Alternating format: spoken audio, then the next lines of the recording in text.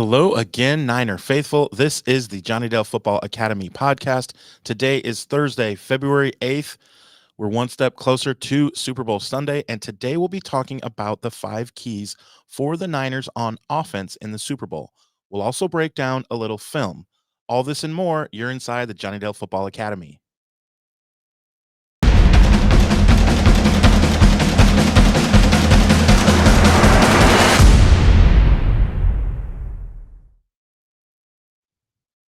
Welcome to the JFA Podcast on the channel that's trying to answer the whys and hows of the game by dissecting and diving deeper to explain why the X's zig and the O's zag. I am Adam Marino, reminding you as always, excuse me, the most fun way to watch is on YouTube where we go live. There you can comment into the live show. Be sure to hit the notification bell so you can be a part of the conversation. We also stream live on Twitter or X, and also the audio versions are always found on Spotify, Apple, wherever you get your podcasts. Now, if you are live with us in the chat, be sure you make sure when you show your friends and family the channel that you always hit hashtag JD49. That is the way we boost the algorithm. Remember, you can always contact us, email us at jonnydelsfootballacademy@gmail.com. Check out the website at jfa49.com. That is the most fun way to support the channel. So, looking in, man, I feel like we are ready. Tons of people, Big Dez, Chaz, Simon Phoenix, Bro Montana, Charles, Glass City, Dr. Steve. Everyone has hit the hashtag JD49. It is like getting closer to Christmas when you're like 6 years old and still believe in Santa. That's what, because Christmas is like different for some people, but when you're 6, you're just always excited about Christmas. And that's what it feels like is we are one step closer to kickoff Sunday, 6:30 Eastern, 3:30 local Niner time. We are excited. I'm just going to shut up now. Johnny, how are you feeling? I'm jittery. I'm feeling good. I'm in the, I think I've hit the downward area of the roller coaster and I'm starting to rise up. I'm at that point where I'm feeling good about the game. I'm feeling confident. I'm feeling like there's a lot of pathways for a 49ers win. I think I'm going to feel this way for today and tomorrow. Come Saturday, that's when I'm going to start getting nervous. The anxiety is going to start to climb, and then Sunday, it's going to be crazy. But this is what we live for as a sports fan, right? I mean, this is the greatest week in a football fan's life. Yep. I mean, it's one thing like I'm from Alabama, and most people know that, and Alabama has been on top of college football for almost 2 decades, right? And they were on top for a long time before that. And it's like under Nick Saban, every other year they're winning a national championship. But there are certain colleges that, if you're a fan of that college, your team's probably never going to win a national championship. I mean, like I grew up rooting for the Oregon State Beavers. I don't see a path for the Oregon State Beavers to ever win a national championship. Okay. It's just, you resign yourself to that fact. But in the NFL, there's 32 teams, and each one of those teams starts out the year with a legitimate chance to make it to this week. And it is so hard to get through the gauntlet of 31 teams to get to this, to climb this mountain. I mean, we were talking about it before the Lions game, that there were Lions fans that showed up for that NFC Championship game because that was the first time in their lifetime. And these are people who probably were Lions fans since they were little kids and they're nearing retirement age, that had never seen their team in a conference championship game. And they're sitting there thinking, this may never happen again in my lifetime. I might root for my NFL team for my entire life, and I will never see my team win a Super Bowl because it's so rare. There's only one a year, and there's 32 teams. And so this is as great as it gets as a football fan. And here we are. The 49ers have a chance to close the deal. It's been 29 years since we won a Super Bowl. In some ways, it doesn't feel like it's been that long. In other ways, it has felt like it's been an eternity since we Right. have hoisted a Super Bowl trophy. We've been on the doorstep so many times over the last 13 years. And it's like, this is another chance we have. And so this is the greatest week. And we've talked about it all season that this felt like a special team, a special season. And, we've only got 3 days left of it. I mean, We've talked about this wow. week. Even we talked about this week earlier on Monday. We talked about let's take some time and exhale a little bit and enjoy this week. And what I would love in the comment section, first I will say, Anthony, please, for the love of Jesus, my Savior, do not drink 49 shots if we if we win, as you will no longer be with us. So let me Yeah. say that first. But I want to invite the chat. If you are live with us in the chat, I want to find out. Just hit a couple keywords and we'll know what you're talking about. Go through some. I want to go through some of our favorite moments of interviews, and I'll start by giving one of mine. And it's not actually the 49ers. I'll be honest. One of my I know favorites where you're going. has been the little 11-year-old kid who knows more about football than a lot of us in the chat combined, apparently, because he's like talking about, all these players that even from 4 years ago, if you're 11 or 12 years old, you're 8 years old. How would you know about Vince Warfolk and guys like that? But I think you know what I'm talking about. He interviews Patrick Mahomes, and he's kind of like the very first person to get out there that's allowed to interview him, it seems like. And he says, we're going to go fantasy football, and you're not allowed to pick any of the Chiefs, and I'm not either. And let's go down the line. And I just thought that the kid was amazing, and it brought me back to when the kid made Tom Brady cry and said, "Who is your role model?" And Tom Brady broke down and said, "Yeah, my dad." And he broke down. It wasn't the same because it didn't make you tear up, but that, like, how your heart just like goes, people say, how can you not be romantic about baseball? Well, I challenge you and say, how can you not be romantic about football? And here I am, I'm even talking about Patrick Mahomes. It wasn't even any of the 49ers, but that was one of my favorite moments. But I want to hear from you guys and Johnny as well. Like, what were some of your favorite moments at the podium? For me, I really liked Brad Graham asked George Kittle about, how has it changed his personality or who he is or how he acts, being that, going from a guy who was a 5th-round draft pick to Mhm. being one of the faces of the NFL. And I really love George Kittle's answer there. Go check it out on Brad's channel and his Twitter, the San Francisco 49ers or the SF Niners. The SF If you don't Niners, know yeah. who Brad is, I mean, come on. Everybody knows who Brad is. He's huge. He's got a huge channel. But he just talked about that he hasn't really changed. It's just something that's happened in his life, but that he also had people around him that kept him level-headed and kept his feet on the ground and didn't let him get too high there. So I really loved some of the stuff that he had in his presser moments. I've loved how kind of relaxed Shanahan has felt this week.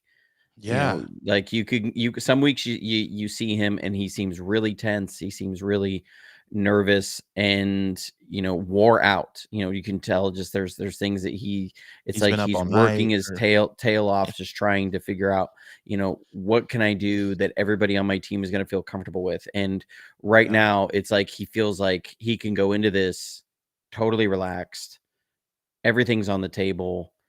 They don't have to worry about anything. Um, and they're really, just able to go after this and just play another football game. As this is just another football game. Glass I said loved he sounded hearing, a little tipsy Monday. yeah, yeah. One thing I really love too. There was a little tidbit. I'm not sure who asked Brock Purdy about this, but he talked about how apparently he's a really good impressionist, that he does some really good impressions. And his favorite time to kind of bust one out is usually in the huddle during the game. And, you know, the more you hear about the kid, it's just, how do you not love Brock Purdy at this point? I Yeah. mean, Yep. how is this guy not being talked about everywhere as that it's him and Mahomes right now? I mean, come on. The kid is at the Super Bowl talking about how he does impressions of different people in the huddle during games. I A la mean, Joe Montana in the Super Bowl, yeah, a la right? Joe Not an Montana going, impression, but saying John Candy. going, hey, there's John Candy, and yeah, Kyle did look like he had a little bit of liquid courage in him. Apparently, the reports coming out was that is just how Kyle Shanahan is when he's really relaxed. That's what some people said. Now, when you watch the He clip, had a I think I gummy, tweeted about maybe. it. I would say most of the point, but he was a little slurring of the speech there a little bit. It was like, I mean, maybe that wasn't the greatest idea at the Maybe time. that's just yeah. and and so, but it's funny That's because my coach. I watched a lot of the other interviews he did that night. He didn't sound that way. I don't know what it was about in that moment that he sounded that way. I don't know. And what it was.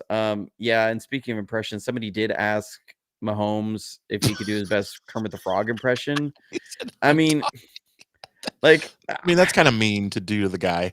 it's one of those things of like, I understand somebody, trying to be lighthearted or whatever, but come on. You really, like, you have your chance to ask the greatest quarterback in the NFL right now a question Right. And that's at what you the come up Super with. Bowl. Like, Yeah. you put in your Super Bowl credentials, you applied for these, you had to have booked your hotel a long time in advance. You're spending a lot of money to come out there, and what you ask Patrick Mahomes is trying to be a smart aleck jab. Yeah. I That's mean, stupid. come That was on. stupid. Like, that's the kind of stuff that I'm like, seriously. Did you Um, catch Brad Graham also? I thought this was so cool, and he tweeted this again, SF Niners. He asked Ayuk something about being in the Super Bowl, and at first BA didn't see him, and he glanced over and he goes, "Oh," and he had that like gleam in his eye, like, "Oh, what's up, my guy?" Like he remembered Brad because Brad's interviewed him and stuff before, and so he definitely knows who he is. And he just BA looked like, "Oh, a friendly face, like, I know that guy." And how cool is it for Brad to just have that? He's at the Super Bowl talking to a famous player, and the guy looks at him and goes, "Oh, what's up, my guy?" before he answers the question, like, that is pretty cool. I thought that was really cool. yeah, yeah. I mean, Brad's got it going on. Dr. Steve, no, he didn't have any Mike cough medicine. I love the reference back when what week Ye was that? I was sick one week, Oh, and we man, had I we don't had even a remember. we had a good You time were on the under the weather. podcast. Yeah, Yeah. and that's how I am when I get sick. Like, it's a running thing. People who know me, usually if they see me and they'll see I have that kind of glossed over look. They're like, "Are you sick?" No. And they know it's about to get interesting. That, or if I'm really, really tired. If I'm really tired, I really act like I've had some adult beverages there. So but really, I just love the vibe of the team this time. Yeah. Last time it felt kind of like they were coming in deer in headlights almost in a way, and just kind of overwhelmed by the moment. And because I think it was also because that team was not expecting to be there. The expectation for that team, when Kyle Shanahan took over, he told Jed York that it was probably wouldn't be until 2020 that they had a legitimate competitive team. And then, they 2017 ends so well. Jimmy Garoppolo's playing really well. They get some pieces in 2018.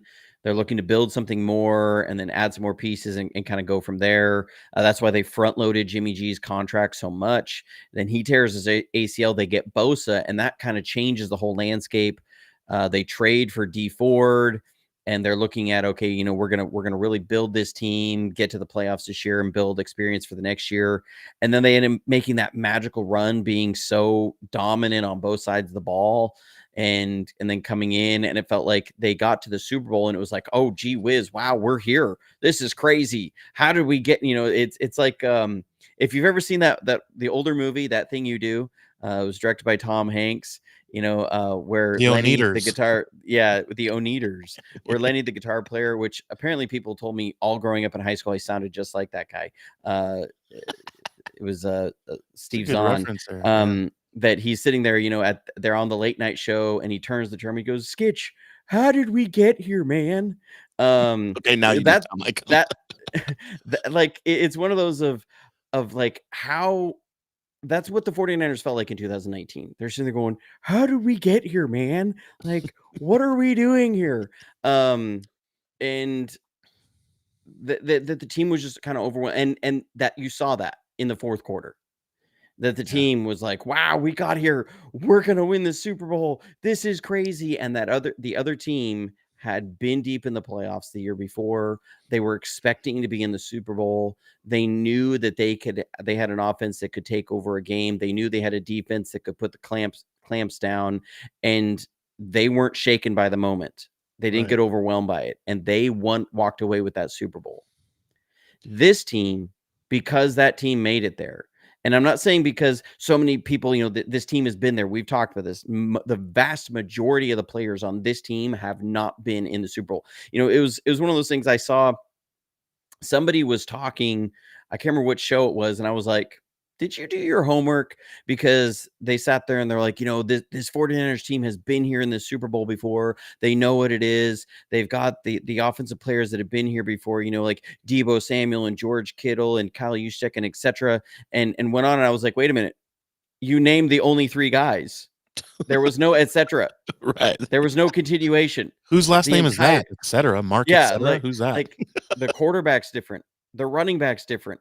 Every single offensive lineman is different.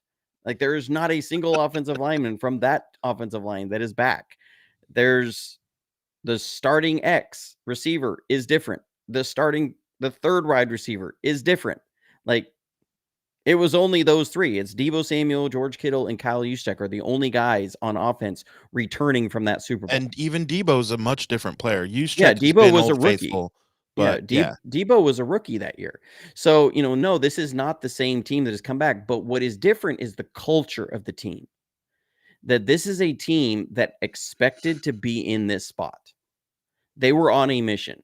2020 was, all right, we made it to the Super Bowl. We failed there at the end. Let's run it back and let's get it. And then they lost everybody. Everybody, the season went down the drain at MetLife Stadium there in the second week of the year. And they had just lost everybody that season, or was that third week of the year, whatever it was. And then 2021, it was okay. We've got to, get back to where we were, and they get on the doorstep of the Super Bowl again. And, another meltdown in the fourth quarter, and they're so injured. They're so banged up.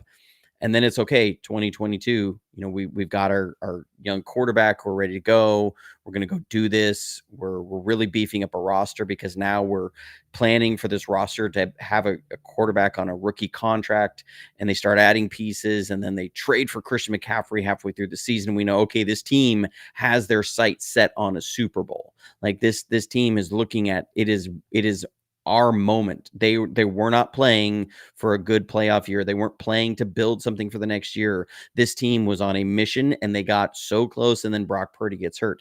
This team from week one has been on a mission to win the Super Bowl, and that is the vibe that is different. 2019, this was a team that was like, golly gee whiz, we made it here. This is so special. This team says we were supposed to be here. yeah, So this isn't, some big surprise. This isn't golly gee whiz, we're here. Yes, we're here because we should be here. yeah. And And that's what the vibe about the team feels like right now. The you just vibe of the sense it. team just completely is so different. And I love where they're at, because this is a team that is here saying, we are here to handle our business and come back home with a Lombardi trophy. 2019 felt like a team of like, wow, this has been a great season. We get a chance for a Super Bowl. This team says, no, this is our Super Bowl. You're going to have to take it from us. Right. You love the vibe of the team the whole week. We've mentioned that. Shout out again to Lisa, who says she's also tuning into the NFL Honors Awards as well. I'm hoping 49ers get many awards tonight. Agree. And also in the chat, it was mentioned that there's a lot of talk that they announce in 9 minutes, but that there's rumors swirling that Patrick Willis might have made it. Is what I'm seeing. Will Yeah, nothing news I come? have. Yeah, we'll announce it once I see it here. I have my Twitter up here to my left, your right Yeah. here, so I'm watching it. I'm keeping tabs on that. And you know, this is an interesting thing here. It kind of leads us into talking about this Chiefs defense here. Charles says, remember, Mooney said the Chiefs wanted Jimmy G to throw the ball last time. And look, you know, I don't think that's anything earth shattering. And this is one of those things that you have to be careful with this because Jimmy G is such a hot topic, you know, and he's not as divisive anymore because we've seen Brock Purdy be so good. But I'll tell you, I'm pretty sure that Steve Spagnuolo's game plan in this game is going to be make Brock Purdy throw the ball and beat them. If really, you know, you get down into it, we have a legend here in the chat. I got to pause and take a moment. We have the man, the myth, the legend who just gave Yes. away Super Bowl tickets, people. Like, that's wild. This man gave somebody one of the greatest gifts that you can ever receive as a Niners fan, Super Bowl freaking tickets. John Chapman gave them away.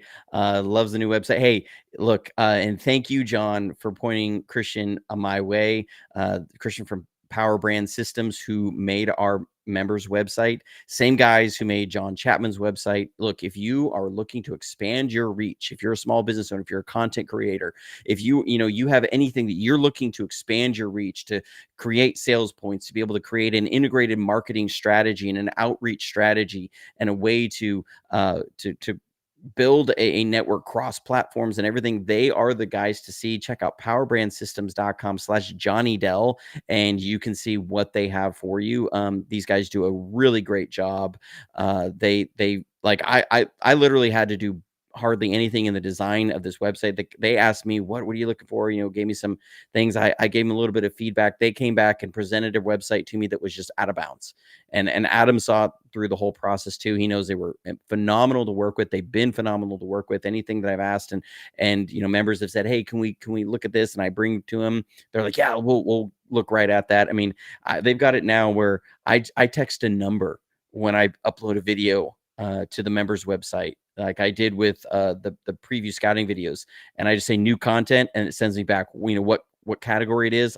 For a number, I put in a number, and it sends out a message to everybody on the members website that, hey, new content's dropped. Like, that is phenomenal. I love it. It's amazing. If you want that kind of impact for your clients and your core clientele, they are the guys to check out. That's Power Brand Systems. powerbrandsystems.com/JD49. They're phenomenal. So, and thank you for the super chat, John Chapman. You are a legend in the 49ers community. Like, what you do for the 49ers community is absolutely phenomenal. Like, Unmatched. you want to talk about somebody who not just makes great content, but also has a way of bringing the 49ers community together, building the community and really wrapping that together. I love what he does. I think what he does is absolutely amazing. The pregame shows, pregame parties, the tailgate parties, the watch party he's doing out there in Las Vegas. I mean, that's awesome. John does a fabulous job. Make sure you are subscribed to his channel. He does absolutely phenomenal work. But getting back to, you know, what do I think that the Chiefs' defensive game plan is? I think it's to make Brock Purdy throw the ball. You know, and Right. I think that when you're looking at a Shanahan offense, the first thing you're going to say is you got to stop these guys from running the ball.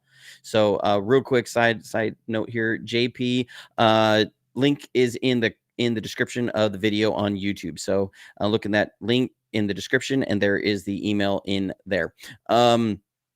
But, you know, Shanahan is the most balanced play caller in the NFL.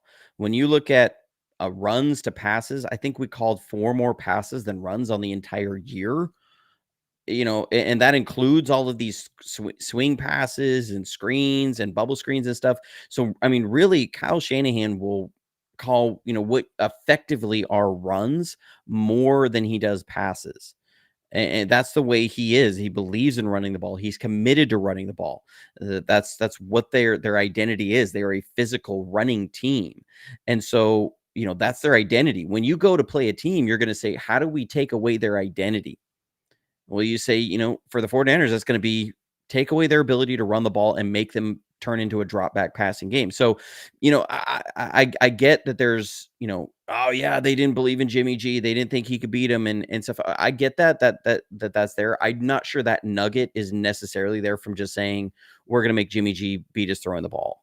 I remember back, it was 1 year when we played Peyton Manning that they asked our guys, what's one of the keys to beating this Colts team? And he said, well, first you have to earn the right to rush the passer, and you can't let them run the ball in any way because, you got to get Peyton Manning into 3rd and longs. If you allow him to be in 3rd and 4, 3rd and 5, he's going to pick you apart all day. So I think 95% of the time, the strategy for an NFL defense is going to be, hey, we have to stop the run.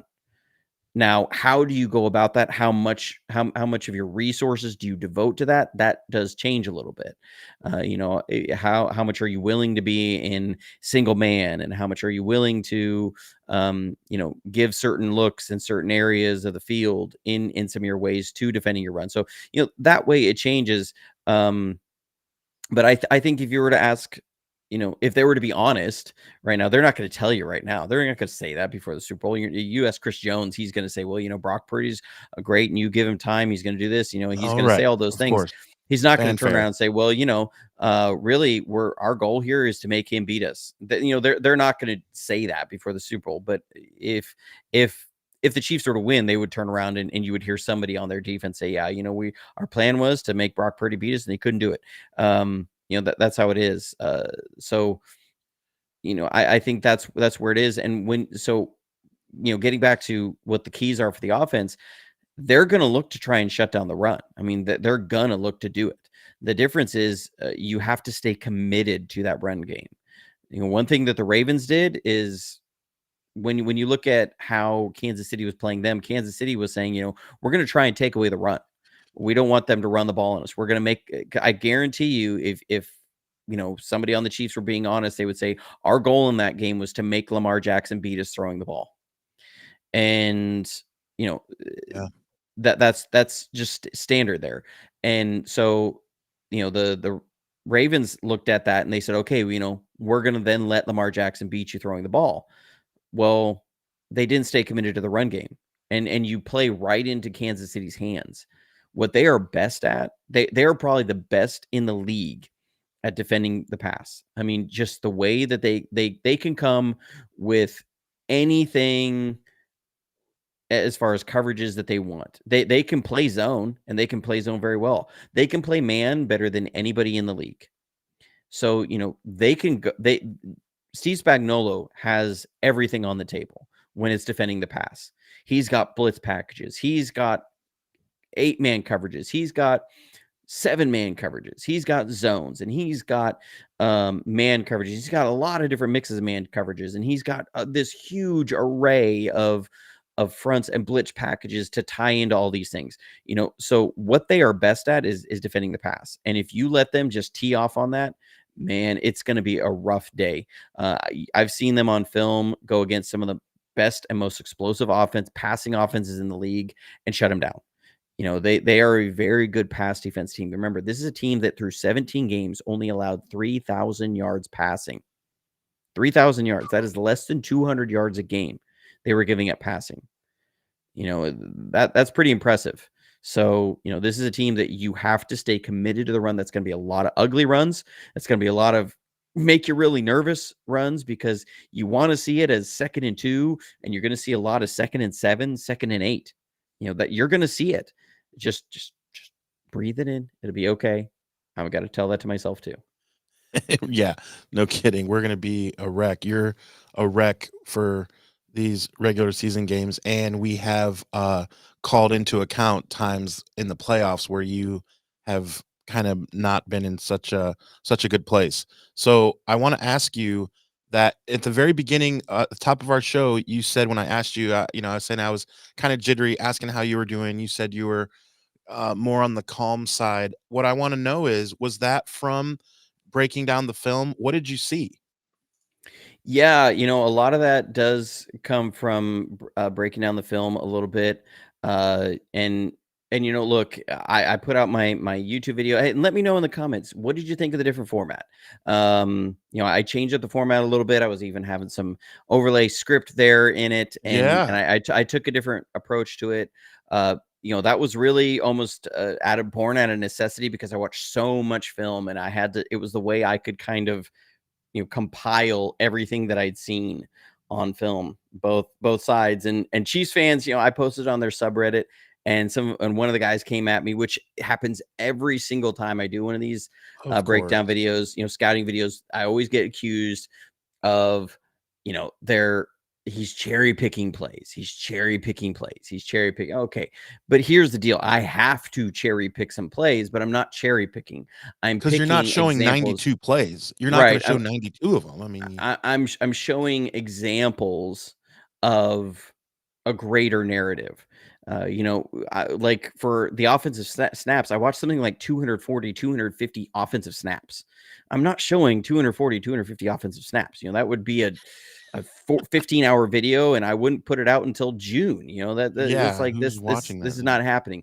So people, they always want to know, okay, what was it here, and what does the different film tell you? And one thing I talked about in there, so we're going to get into a little bit more film breakdown here, and you're going to see this.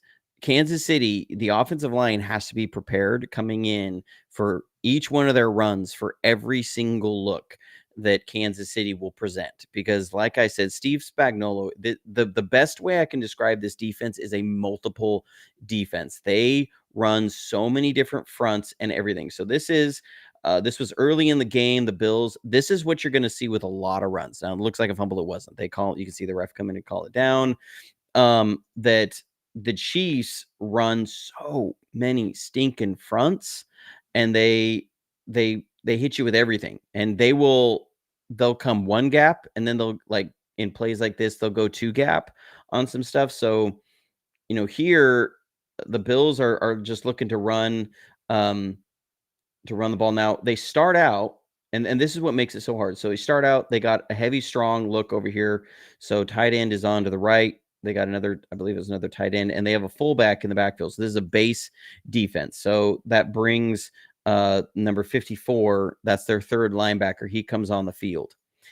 And watch as they motion across, they're going to shift this defense. Okay, so this was a much bigger change than you would think. So 69 goes from being a one technique. Let's go with a better color here that everybody can see a little bit better against the white uniforms. They go from being a one technique to a zero. Okay, what does that mean? And they also walk their linebacker up over the guard here. They go from being a kind of a standard 4-3 to suddenly a 3-4 bear front. And what does that mean? That means now they have covered up the guards and the center. So what that does is that really affects your zone blocking. Normally, if this defensive tackle had stayed over here and you have this linebacker come out, you can run your wide zone how you normally would. That let me go as blue so we can differentiate the colors here, where your center is going to scoop that one technique. Your guard is going to get up on that linebacker, and that's how you go. And on the backside, your tackle is going to scoop, and then you're going to get to the second level. Well, they've shifted over it now. Now you no longer have this guard is going to be able to come up and meet the linebacker up at the spot. They know, and they're preparing for this. This linebacker's coming up, and he's going to shoot this gap. So this guard is going to have to push him out. And now you have a huge job by this center. He has to scoop this zero technique, has to get him. And the zero is actually going to be playing a two gap. And the linebacker now is able to sit behind him. So they're immediately coming up and you start out with a favorable look against this if you're going to run that wide zone, and suddenly you motion, and they're adjusting to a defense that will play very, very well against this wide zone. And you're going to see it here because they're eating up the gaps, and bam, wide zone. And here it is. Cut off. Linebacker's going. Okay. And now this is the one area that you can get him is Bolton is extremely aggressive. He's extremely aggressive. I saw this over and over and over again, and I talked about it in the video that they play very vertical with their linebackers. But the key is that 69, this nose tackle, is two gapping. So what that means is he's going to hold this center, and he's going to read this running back as he goes. If he keeps going outside, he's going to disengage and go outside. If the running back looks to cut back, he's going to disengage and cut inside. So this nose tackle is going to two gap this. And you can see him. He's holding it, and he's going to look to disengage and come inside now. There it is. There's the backside pursuit. So that completely changes how these guys have to change. That becomes a huge task for Jake Brendel. Is they will do this stuff. They will sit there and present one front at you, and then turn around and you shift once, and they're gonna jump on it and get to a favorable look that they want. And they can beat a two gapping 3-4 bear front. Here was later in the game. They're back here again. Base personnel, fullbacks in the game. Now they're coming with a different front again. And again, you're going to see these linebackers get so aggressive. Now, this was where Buffalo was able to run the ball a little bit on them. So now you're in just a base 4-3 defense. So now Buffalo did bring in an extra tackle as a tight end. So they have him out here, and they got a tight end out here. So this is a big, heavy set. But now you're seeing what would be, this isn't base 4-3. Now they're almost in like an under, but they're probably calling strength towards the big side. So that's where you're going to get your end. You're going to get a 3 technique, a 1 technique, and an end. And so now they're a 1 gap defense. And so you're trying to go again, weak side, and watch these guys. They're going to fill so aggressively. They see this run, they're going to fill.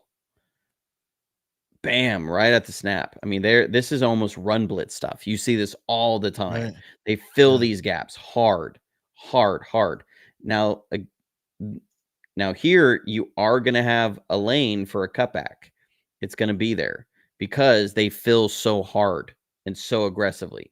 If you can get them moving just a little bit, there's creases because they're so vertical.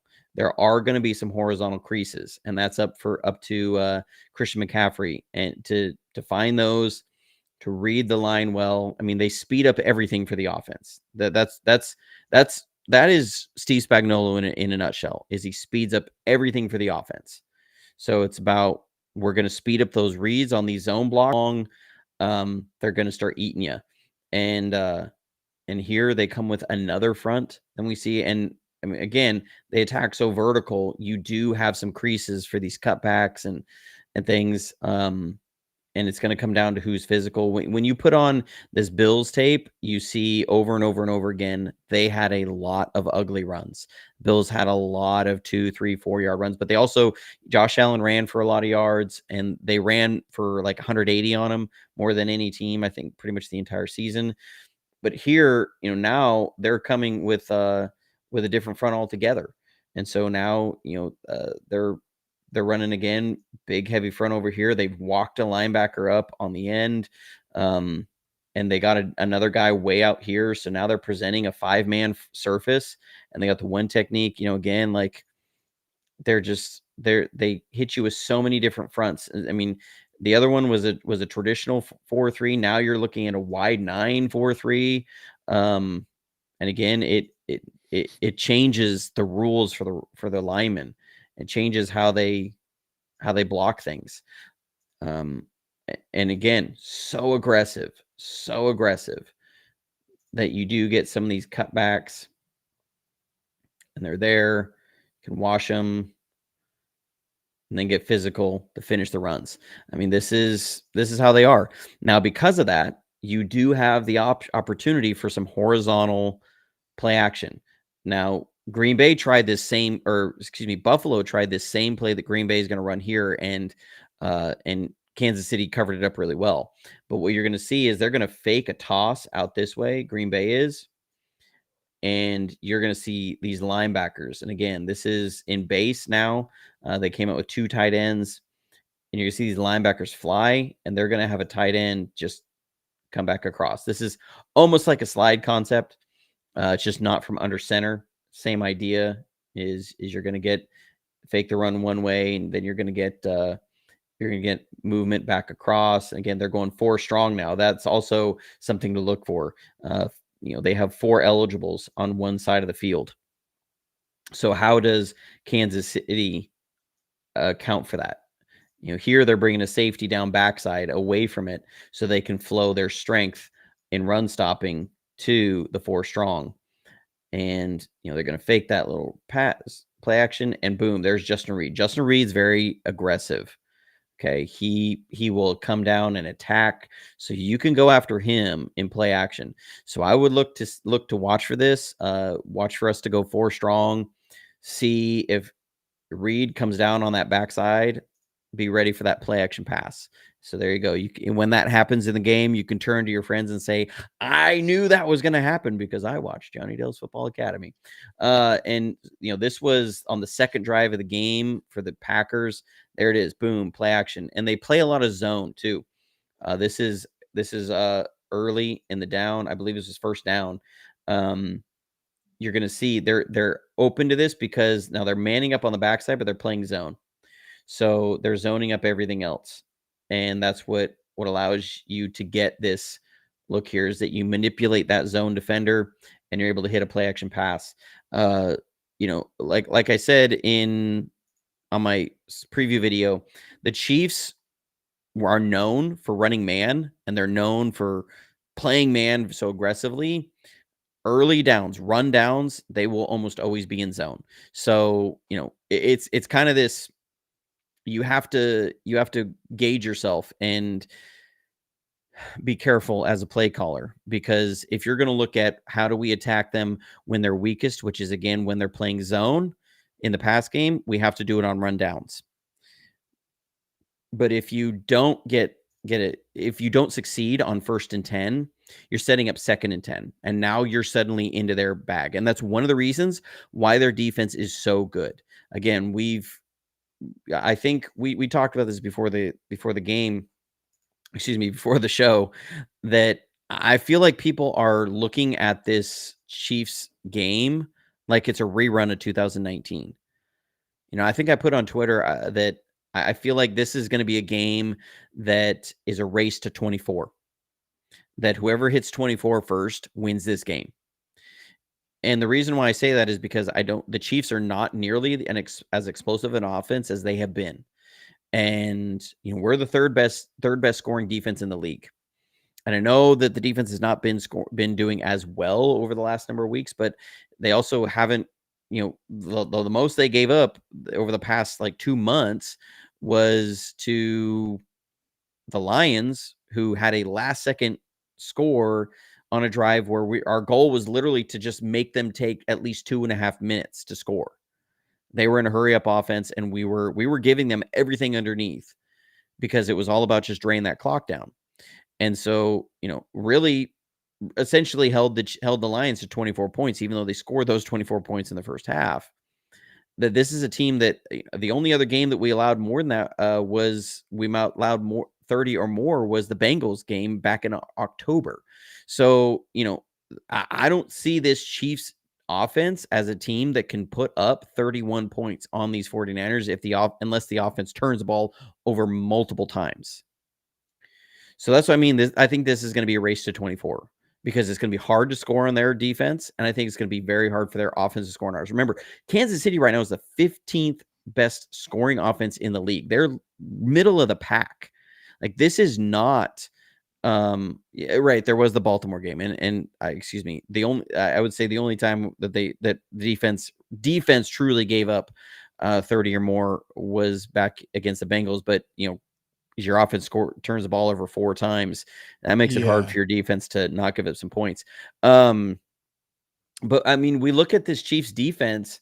When you look at their season totals, they had one game this entire season, including the playoffs, where they allowed more than 24 points. One.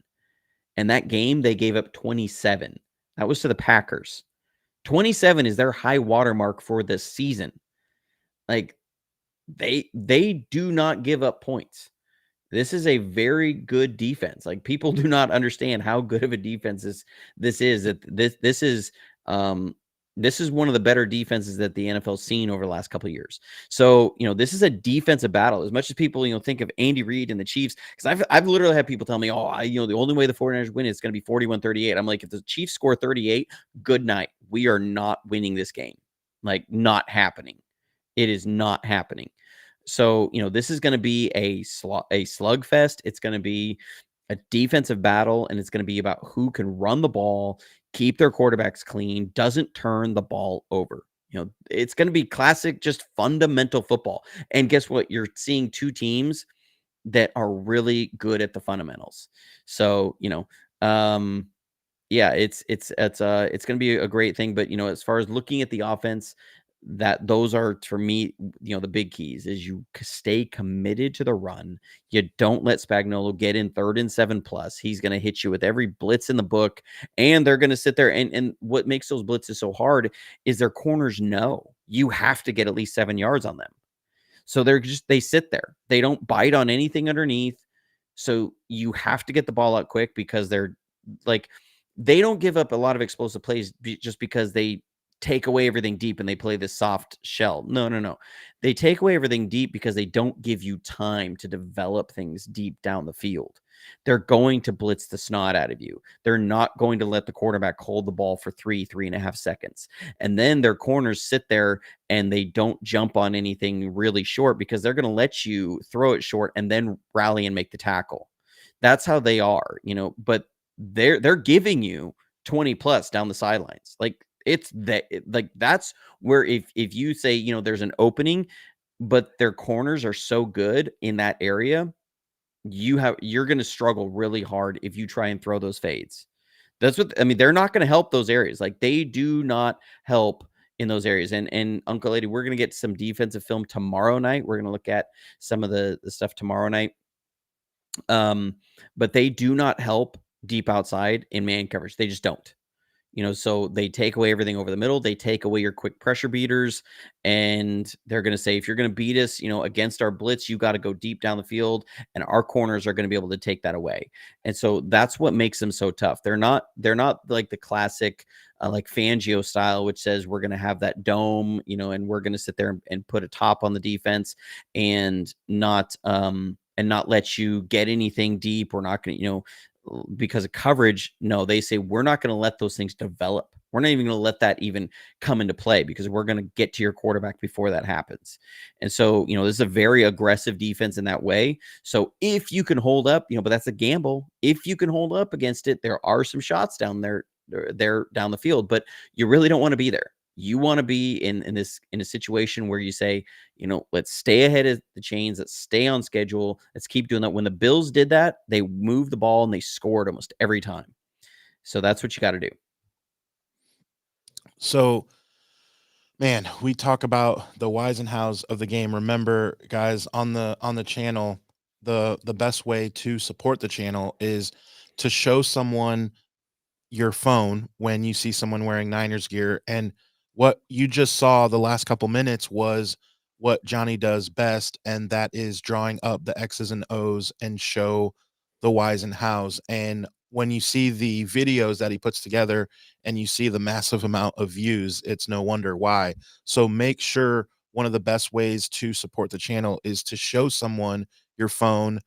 JDFA, Johnny Dell Football Academy, the logo's right there. 22,500 subscribers. Show people the channel, show them your favorite video. He did have 2 breakdowns regarding the offense and the defense and some of the keys for the game. So also remember, you can always go to jfa49.com. There was some new content. I thought, was it Technic Chick or someone mentioned that they got some new content. Did you was there something new that got released? I just saw it in the comments on the website. Nothing today. It was just Someone said yesterday. something Yesterday, about I put out something. Yesterday, was it? Yeah, it was yesterday. So, I put both the videos that I did as far as the preview breakdowns up there on the website. And Notification. just Got you. notification. Okay. Just Okay, this that cool. it dropped there early. So yeah, those went out. Now I do need to check because it's probably been this time if Patrick Willis has made it in the Hall of Fame, if that's on there. We're gonna see. I don't know. Yeah, I I'm was looking looking. at what So was I'll let trending. yeah, I'm just looking on Twitter and seeing if anything's there. Gotta see. Man, this is Why is Taylor Swift showing up my Twitter timeline? there. Well, there's a lot of big when you go down the list of names of um just the people who were nominated. It is action packed. Offensive rookie of the year we know is indeed CJ Stroud. Hello, we knew that like 5 weeks ago, I feel like, but it is official. That's one thing that is official. Um, Joe Cardona, long snapper for the Patriots, is this year's recipient of the 13th annual Salute to Service Award. That is the only two things um, that I'm seeing. Yeah, I'm not seeing anything right now about. Oh, uh, Andre Johnson has officially made it into the Hall of Fame. That's the first thing that I'm seeing. Um, that's on like 4 different things I'm seeing. Yeah, everything right now is just Which, about sources saying that he's gonna make it in. yeah, Um, but nothing showing up as official. I mean, look, people who've been following my show for a while have known I've been on that Patrick Willis deserves to be in the Hall of Fame train for a while. I've made the argument a couple times now. Look, he changed the linebacker position. Nobody brought speed to the linebacker position like Patrick Willis did before Patrick Willis. I mean, you had some fast guys. You had the guys like Brian Urlacher and Ray Lewis, but for nobody sure. brought that 4.4 speed. And you've looked at how the landscape of the NFL changed once Patrick Willis came through, that you started to see these smaller, faster linebackers like a Fred Warner, who was a safety, who gets converted to middle linebacker because of what you can do defensively when you have that kind of speed at linebacker. When you see guys like Navarro Bowman who are brought in because of the speed that they can bring, when you see Devin Smith from down there in Tampa Bay, number 54, who is one of the better linebackers in the league, who brings that speed element. You see Roquan Smith, who he brings that speed element. You see these guys who is suddenly now that linebacker position doesn't look like what it did 15 years ago. It looks very different. So, Patrick Willis was the guy who ushered that in. And so yeah, it's what it needs to be. Apparently, comeback player of the year was Baker Mayfield. There's that. I'm just seeing Yeah. that. So I one know thing that's that we not can rag breaking, on, but yeah, one thing we can rag on the Cowboys is CeeDee Lamb won play of the year for his 92-yard touchdown. Micah Parsons goes up to receive the award on his behalf and just takes the award and walks off the stage. He doesn't say a word. And Twitter is like roasting him. He just accepts the award and walks away. Doesn't say anything, doesn't do anything.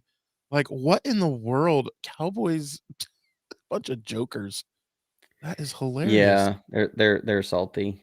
Um, They are you know, so but salty. I love it. It just but makes me anyways, happy. I guess while we're still waiting for the Yeah, announcement for I Patrick don't Willis, I do see. want to bring back. I'm going to address this again because I've had some people message me. I had some people ask me on Reddit, and this conversation popped up again this week. A lot of it sparked around Alex Rollins put it out on Twitter about that bumper motion from McCaffrey that JT O'Sullivan really doesn't like, and and I know JT's not watching our show. And I commented in there and we talked about, some things that Kyle Shanahan said. And, you know, people, so if you're not aware of the conversation surrounding this, What this is Kyle Shanahan does this, what's called a bumper motion. So I'll let everybody see what this looks like. So you start out with a guy in the backfield, and most of the time it's Christian McCaffrey. And what they'll do is that they'll just kind of shift out and out here and stay 5 yards behind the line of scrimmage. And JT has talked about this. He hates it because why are you starting here? You know, and if you run a 7-yard route now, all of a sudden you're sitting there, you're only 3 yards past the line of scrimmage. So you've run 7 yards to get 3. And he hates that. And it makes it, you know, doesn't attack the defense as quickly. And so there's a lot of downsides to it. You know, if you're looking at this guy as an eligible receiver, why are you starting your eligible receiver way back here in the backfield while you're split out? Doesn't make a lot of sense. And Right. what we have here is, again, you have the rub, in my opinion, and I don't want to speak for JT O'Sullivan. You know, he does a great job. He's got his channel. You know, JT, if you're watching this by some stretch of the imagination, I don't want to speak for him, but I think you have a rub here of the play executor versus the play designer, and where something gets valued. As a play executor, he wants answers. He wants answers, you know, is where they are. He wants guys to be in the most threatening position possible, so that if I'm going to throw a 7-yard route to this guy, let it actually get, you know, out here. Let's get some more yards. Let's make this a little bit easier for a quarterback here if he's got to hit this guy. But here's where Kyle Shanahan's coming at this from a play designer. And that is, if I get the right look I want and I can hold that look, then I've won. And I don't have to give my quarterback all these different answers. Now, and that's where, as a play designer, he's going to look at that and love that idea of that I can lock in the look I want and the matchup I want. I can force the defense to not change. Whereas as a play executor, he's going to sit there and go, yeah, but what if they don't? You know, then this is where that trust and that rub between play executor and play designer comes in. Because so here's this little motion against the Seahawks. Why are we doing this? Okay, so what you have here is you have a 2-high defense. So Seattle is showing 2 zone. Okay, you got Kittle and Juszczyk over here on the end, and you have our corner sitting here. So that means they're in zone. This guy is not manning up on George Kittle. So you've got zone here. You got 2 safeties. So that's showing you 2 zone. So you're going to have a zone out here. You got a hook zone. You got your Mike. And you got 2 more zones out here. And so this means Jamal Adams is going to be out here. And the other corner is going to come back. Okay. I know this is really sloppy drawing, especially for what everybody's used to from me. This is one reason I do everything the way I do, because my drawing like that is not good. What you're going to have here for my Ayuk is a little drift route. So that's 7 steps break in. It breaks at 7 steps, and it's going to work to space. So because they have this ability to work to space, what you're doing, because you have cover 2, what can this be guarded by? Okay. You have a hook guy here. So he can drop into that throwing lane, and you got a Mike. So how do we clear out these zones for that drift route? Well, first thing we can do is take McCaffrey and bring him up and attack the gap that Bobby Wagner is responsible for. So that's going to be this gap over here. They run it there, you know, or they can bring it up in here. He's going to be responsible for that one too. So, you know, they're going to look to run it in either this gap or this gap. As far as a play action, I believe on this one, they attack this gap. And so what that's trying to do is force Bobby Wagner up. So you've removed one of, again, sorry, I'll do this better. Again, you got a drift route here. You got play action is going to take away one of the defenders. Again, we're in 2 zone here that can take away, because Bobby Wagner is this zone. And now you just need to move Jamal Adams out of the way. So how do we move Jamal Adams without letting Seattle check this defense? Because if Debo comes up here and he motions out, they can check their defense. They can suddenly say, let's go buzz. Let's bring this guy down in here. And let's let Adams get out to the flat, and let's let this guy get a deep third, because we like that matchup a little bit better once Debo's out here. They can do that if they see Debo do that. If they just see Debo going here, they don't know if he's going to snap it when he's here, all the way out to the sideline. They don't know when the ball is going to be snapped. So they can't stop and turn and motion to each other and check out of their defense. They have to stay in their defense. This is what Kyle Shanahan talked about. So what you're going to see is, as Debo Samuel runs this little bumper motion out here, you're going to see Jamal Adams widen. And that's what you need to move this guy out so that you can hit this throw right here. Drift route is number one in the progression, is where the drift is. So again, here we see that bumper motion, and look at how it's causing Jamal Adams to widen with Debo. Why? Because Debo can also be he's a threat even if he's back here for a screen. So you got to be out here to keep numbers in the screen game. So you have to move with him. They can't check out of their defense. Now the only guy that can realistically take away Brandon Ayuk's route is Bobby Wagner. So how do we tie this in? Boom. There's your play action, and they pull a guard like he's going to lead up in that hole. So again, Bobby Wagner comes up into his gap of responsibility. This is the finer details of some of this stuff. When we look at the play action pass game, it's not just about you're faking a run. You're faking a run to a specific gap to pull a specific player. You're running this bumper motion to move a specific defensive assignment out. So now you've drawn Bobby Wagner up, you've drawn Jamal Adams out, and 2 zone, which theoretically they have 3/2 on this side. They should be able to cover this up. Is wide freaking open. Because again, this route allows 7 steps and work to space. So you can work up into this area because you've created space for this route. And so this is as a play designer. This is where people say Kyle Shanahan, he's a great offensive mind. He's a great play designer. Okay, well, part of this goes into that. And I get where he's coming from as far as I want this guy to threaten out here. Yeah, but you also don't want this defense to check. You got a look that you like. You're running this action to pull Bobby Wagner into this hole. So you've put Bobby Wagner in a bind. What you need to do is just move this guy out of the way and don't let these guys check their defense. Because if they check their defense, guess what? If they roll this and he comes down into a buzz, then now the guy that you're trying to take away and put in conflict with this play action, you're going to affect Bobby Wagner, but Bobby Wagner now would be responsible for over here. And so now this drift route is running into a guy who's not being affected by that play action pass. So that's why you bring this motion here to lock in that defense. That's how you widen a guy without letting them check their defense.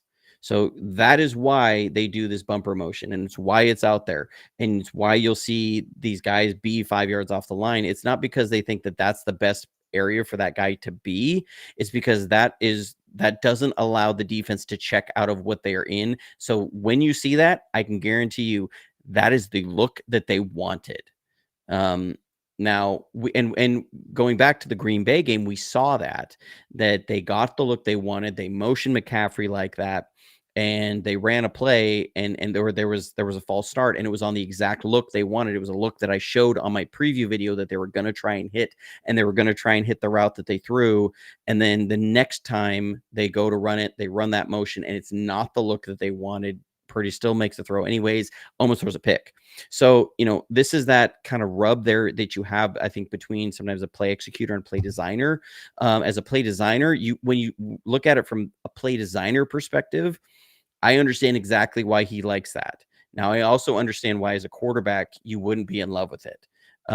Because there's always this, well, what if they were just showing us 2 zone and they go into a buzz? What do I do now? And that's where, if there's ever a criticism against Shanahan, that's sometimes where it can be, is that he sometimes is so bought into, I know I can get you this play, I can get you this look. And you'll hear him so many times, quarterbacks will make a mistake, and after the presser, he'll be like, that play, we didn't get the look we wanted. And when that happens, he's just gotta eat it sometimes, or do that, and I think we don't like hearing that because you go, wait, the option was the better option on that play was to eat a sack. Like that was the best chance. You like, that's how that play was set up. It was either going to be, that was a 16-yard gain or it was a sack. Like, I don't like that. Like that doesn't sound fun. But that's what you get with Kyle Shanahan. That's also why they put up 30 plus points on games, because when he gets the look he wants, he gets it many more times than he doesn't. Because he's so good at understanding who the defensive coordinator is, that he becomes so hard to stop.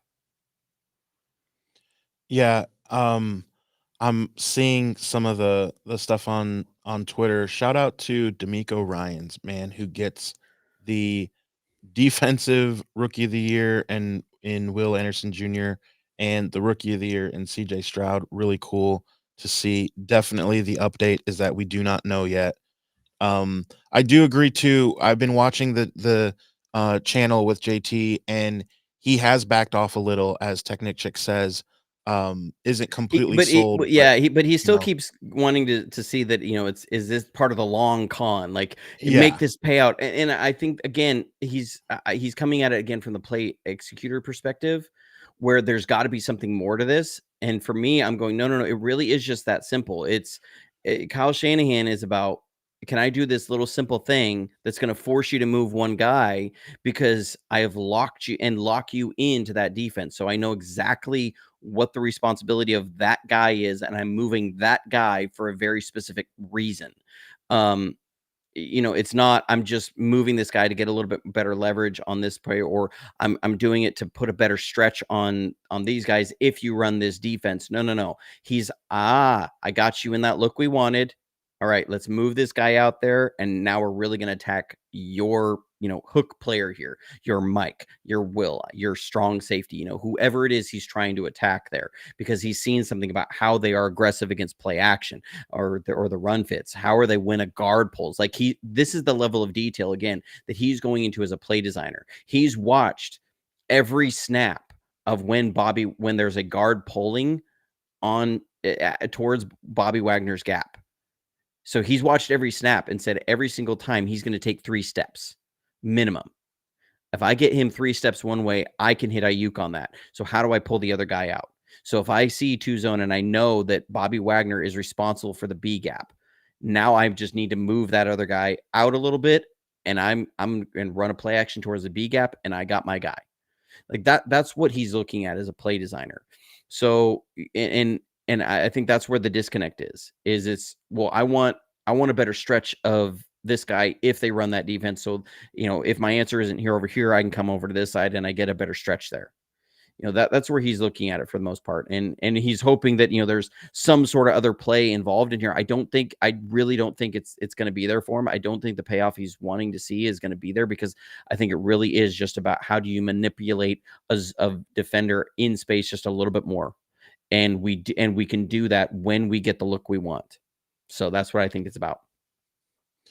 Yeah, it'll be exciting to see again, we talked about this earlier on Monday, the chess match that is Kyle Shanahan and Steve Spagnuolo, with putting guys in motion, putting him, in the backfield a little bit farther out than some people would like, and what that means.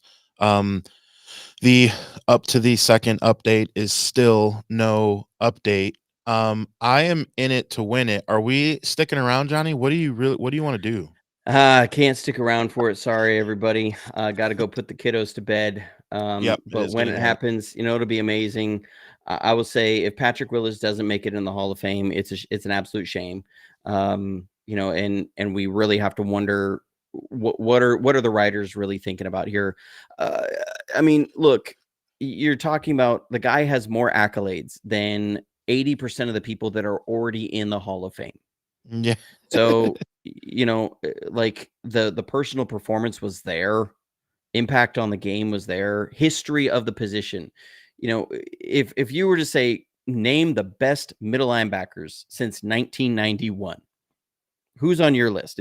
Adam, name me 5 best middle linebackers since 1991. And in the chat, let's see yours. Who's on your Mount Rushmore over the last 30 years of middle linebackers? Urlacher, especially living near where the Bears are, I will admit that Urlacher, I did enjoy watching him play. And this is no particular order. I'm just giving out names. Um, I'll say Urlacher. I'll say Ray Lewis. Um, Patrick Willis is like is an obvious like everyone. I'm like, of course I'm going to say Patrick Willis, but I'm talking guys not named Patrick Willis. So, um, man, who else? Luke, I really enjoyed watching Luke Kuechly play. He's not at the same level per se, but he is in my um top 5, I would say. I would put Bowman ahead. Holy cow. Holy cow. We walked on the moon. 49 for the win on Sunday. And to you guys who are always doing such an amazing job, here's to hoping we are watching a Niners Super Bowl win breakdown next week. Thank you so much for the amazing super chat. Holy cow, that was really cool to see come in. Thank you so much. We walked on the moon. So besides Bowman and Willis, again, Kuechly, Urlacher, um, those are my guys. I hate to admit it, but Bobby Wagner has impacted the NFL, I will say. London Fletcher has um affected the NFL. It's more of the longevity thing. Those are So, mine. so let me ask you, where would you rank Patrick Willis among those guys? But then I'm just a homer. Like No. Look, but just because it's the truth doesn't mean you're a homer. I mean, well, it's Patrick Willis, dude. What I mean, come on. I, Out of I, I all of those guys, now I could understand, and even a Bears homer, I could understand someone picking Ray Lewis or Urlacher. I really could. I'm trying to be not biased, and I'm just saying that so I could at minimum understand you would put Patrick Willis at at 3. number 2. Well, if I'm saying Ray Lewis and Brian Urlacher first. But the Okay. point is that even if the worst that he's 3rd, he's still in the freaking Hall of Fame. Come on. If Urlacher and so even if he's number 3, that he still should truly be in the Hall of Fame. I mean, there's a lot of linebackers that I enjoyed watching. Trotter, um, Hugh Douglas. Like I've enjoyed watching certain linebackers play the game. I know my linebackers. Don't get it twisted. But come on, it's like I'm not going to pick anyone ahead of Patrick Willis. I can only understand arguments regarding Ray Lewis and Brian Urlacher. I cannot hear any arguments that will say a single linebacker over that. And guys like Zach Thomas make it. Like, and nothing against Zach Thomas. I did enjoy watching him play, the little engine that could. But come on, not over Patrick Willis, dude. Yeah, and it's something, again, when we look at the last 30 years of the NFL. So we're talking, these are the greatest linebackers of the last 30 years. Patrick Willis is minimum number 3. Yeah. So you're talking about the history of the game. Can you talk about the greatest linebackers? If you name the 5 greatest linebackers of the last 30 years, you cannot leave Patrick Willis off that list. You Joey have to Porter's talk on there. about Patrick Willis in the history of the game. So No question. he meets all the criteria. The only knock was that he didn't play as long and he didn't win a championship. Okay, he did play in the Super Bowl, Right. lost to the freaking Ravens. But Lost to okay, Ray Lewis.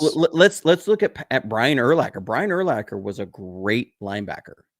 Okay, Never won a Super Bowl. Brian Urlacher had 8 Pro Bowls in his 12 years, 4 first-team All-Pro. Yeah.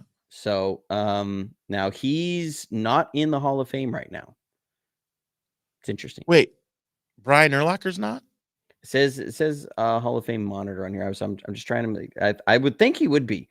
It's one of those things. I'm looking at his. Wait a minute. Yeah. No, he is, dude. He's Guys, chat, tell us, what? I feel stupid for not knowing. I'm pretty sure there's a bust of Brian Urlacher because it was he shaved his head for the bust is his shaved head, but when he accepted it, he had hair and he looks ridiculous, All right, I've right? got to Google this real quick. Glass I'm, City, tell me, I, right? I call myself a sports analyst here and football No, analyst. And he is 1,000%. That is confirmed. But Glass City, okay, his yeah, he bust is in the is Hall of Fame. bald, but when he accepted Yes. it, he had hair and he looks ridiculous. That's what I remember. Someone Yeah. tell me I'm Yeah, there crazy. it is. So Brian Urlacher's in the Hall of Fame, okay? Brian Urlacher's in the Hall of Fame. 2018. 2018. He Yep. did not win a Super Bowl. He's got 8 Pro Bowls, 4 first team All Pros. Phenomenal career. Phenomenal career. There Yeah. is no doubt about him being a Hall of Fame caliber player. Okay. Let's look at Patrick Willis. 7 Pro Bowls, 5 first team All Pros. So make it make sense that Brian Urlacher would get in the Hall of Fame and Patrick Willis doesn't. He's got more first team All Pros and he's 1 Pro Bowl shy. And that was, again, he missed that season because of injury. Like he ended up not making the Pro Bowl because he was injured. Like, why? You can't convince me that Patrick Willis should not be in the Hall of Fame. I mean, it's crazy when you look at it. I mean, he played like 5 less years than Brian Urlacher and only had like 400 fewer tackles. He averaged more tackles per season than Brian Urlacher did. It changed the game of football. When you talk about the history of the game, the best middle linebackers over the last 30 years, you have to mention Patrick Willis. It's just different. I mean, he was a different guy. He changed the position. It's what it is. So, he belongs in the Hall of Fame. That's how it'll be. So, Yeah, we're man, I'm starting to see some of the other tweets. I'm seeing a lot of stats of TJ Watt and they absolutely dwarf Miles Garrett's stats. Like it's not even like it's just not even close and it's just funny that that Miles Garrett wins defensive player of the year when his stats compared to TJ Watt is nutty. I mean, from sacks to tackles to touchdowns, defensive touchdowns, obviously. Um, all this stuff, it's just not night and day difference. But okay, Miles Garrett wins, I guess. yeah, some of these awards, I It mean, happens. it's hard to make sense sometimes, but you know, it is what it is. But with that, Yeah. we'll be back tomorrow night. 5 keys for the defense. How do you keep this Chiefs offense from scoring points? Yep. So again, guys, thank you for supporting the channel. Thank you for showing people the YouTube channel. Remember to follow us on Facebook and Instagram. Follow both of us on Twitter. But again, make sure you share with friends and family, the Niner faithful. And in the meantime and in between time, stay safe, stay healthy, and as always, go Niners.